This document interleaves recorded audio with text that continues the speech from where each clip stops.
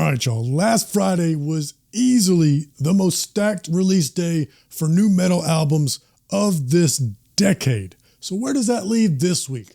Well, it's like a bell curve. Last week was the top of the curve, and this week is just past it, but still really high.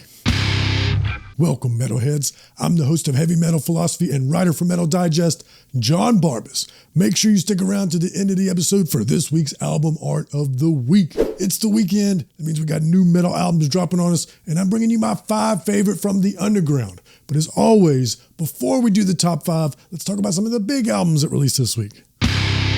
First up, there's a new record from one of the legendary pioneers of New York hardcore, Agnostic Front. Their new album, Echoes in Eternity. I was also lucky to have Roger on the podcast this week. He talked about the early days of Agnostic Front and what he thinks about newer hardcore bands and the new album. I will have a link for that at the end of the episode, so stick right here. And lastly, before we do the top 5, Drain has a new album called Is Your Friend. Speaking of newer hardcore bands, here they are. It is a good time to be a hardcore fan. Now let's talk about some underground extreme metal. Here's my top 5 favorites from the week. Coming in at number 5. And before we get into all the death metal and black metal, let's stick with hardcore for a second. Pupil Slicer with Fleshwork, post-hardcore, a little bit of math rock in here out of the UK. Gut-wrenching screams and abrasive guitars. This is not meant to be pleasant, and yet it's still oddly compelling. And I chalk that up to the scathing social commentary and sort of the industrial approach to the rhythm that they take to express that commentary. It really reminds me of reading The Stranger about Albert Camus, because there's no happy ending, no conclusion to the narrative, just the absurdity of life. There's no comfort to be found here, but maybe some catharsis. Coming in at number 4, Kriegskuor. Text is on the screen, and as always, every band's Bandcamp links will be in the description so that these albums are easy to find. The womb of the world is symphonic blackened death metal out of the UK. And this one's got this odd dichotomy because the death metal portion is really cavernous with that blackened edge, but the symphonic part is really crisp and dry and right up front in the mix. But inexplicably, they don't clash. It creates this weird entanglement of sounds. I also love how unsettling it is without being discordant. There's not much in the way of dissonance here. It's just the menacing delivery and clever choices. If you want to be equally impressed and aghast, you gotta check this one out.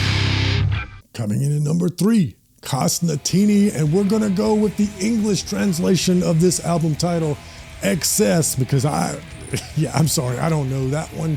But sonically, I can say that this is a tour de force of extreme metal, because it might be labeled as black metal, but I can hear a lot of death metal filth and grindcore energy with mathcore explosions of notes, even a little bit of breakcore in there with the electronics. It's all over the place. In fact, it even goes into like world music microtonality. This record is full of surprises from the opening to the end. You have to check it out. Coming in at number 2, Cold in Berlin with Wounds, Gothic Doom out of the UK, not Germany. I don't know what's going on in the UK this week. Killing it. And this band is killing it. Now, every band can't reinvent the wheel, so Cold in Berlin differentiates themselves from the rest with excellence. This is a quintessential female-fronted doom band. Everything that you would expect out of that label is present here.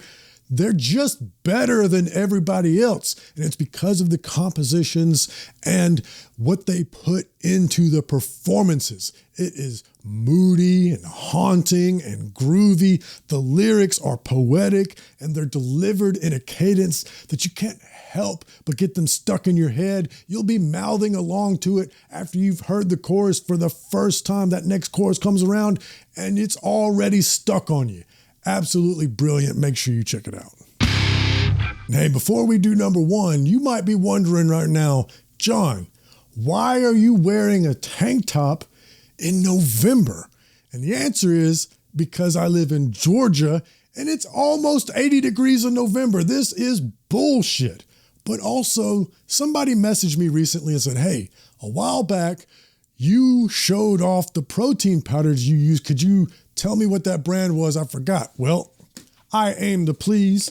Here we go. We got NutriCost. This is the protein powder that I use. This is not sponsored. They do not sponsor Heavy Metal Philosophy. I've been using it long before the show started.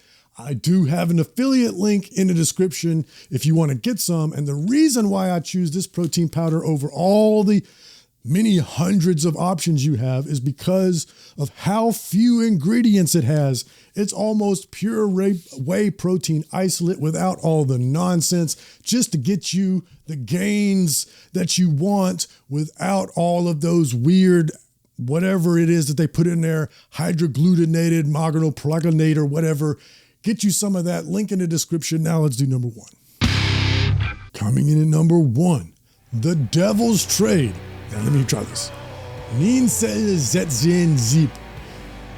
Yeah, how'd I do, my Hungarian friends? This is crazy doom metal here. Let me describe it for you, all right? Have you ever seen an old man in the throes of depression and how heart-wrenching that is? Now, nobody wants to see a 20-year-old in depression either. That's sad too. But there's something about the weight of all those years that makes the old man just hit you in the chest a little bit harder. And that's the way I feel about listening to this record. There's lots of doom metal albums out there, and all of them sound sad, but all of those tender voices, it's not the same as listening to this one with his gruff and robust voice. It gives it way more gravitas. It's like seeing somebody that's been stoic for decades get broken down by the accumulated weight of all the years and start weeping. You're like, oh, I can't handle it anymore. I'm about to start crying too. This one is so emotional, but what really impresses me is it doesn't sound whiny. It's so stiff upper lip and matter of fact. It's just like, yep, the world is awful. Just stating the obvious with the most amazing music that I could possibly muster. Make sure you check out The Devil's Trade. But let's not be sad anymore because I got some fun stuff for the Dealer's Choice. All right, longtime subscribers know that the Dealer's Choice segment is the part of the show that allows me to break my own rules. One rule is new albums only, and another rule is full albums only, and I'm breaking both of those rules. And since I'm breaking two rules, I'll break another one, and we're going to pick two albums for the Dealer's Choice. First one comes from friend of the program, Primordial, with their live album, Live in New York. Check out that album out. Absolutely killer. And I just think that Alan Averill is the best singer in all of black metal. He's got the best voice in all of black metal. And I'm not just saying that because we're acquaintances and we're on good terms. I mean it. This sounds great. And the live album proves it because he's doing it, obviously, live in front of an audience. Sounds fantastic. Make sure you check it out. Now, the second album I'm picking for Dealer's Choice is Denial of Life with Witness the Power. All these bands in metal right now are doing false chord screams, fry screams. Not this band. And they're heavier than all of them because Brenna Gowan's voice sounds so genuinely pissed off, which punches way harder than all of those technique monsters. And it's not just the voice, the band accompanying her has infectious groove and relentless crossover thrash heaviness. You will love this one. I love this one. I especially love it because crossover thrash is kind of top heavy. It's a genre that's got just the absolute best bands in it at the top, but it's not very deep. So this is a welcome addition of depth to crossover thrash. Now let's talk about some art, shall we? My favorite album art this week comes from Astronoid, Star God, post-metal / shoegaze out of Massachusetts. I love this band and I love this art. We've got this empty space of nothingness, but it's bright. It's not dark like we would normally expect from an empty space like that. The figure in there, I assume, is the Star God, a very Dr. Manhattan looking sort of character. And then there's a window opening into space, a doorway of sorts. That seems to me like God is going from this realm of nothing into the real world being the realm of darkness. Do I have that backwards? Am I reading too much into this? You let me know in the comments. That's my favorite album art this week.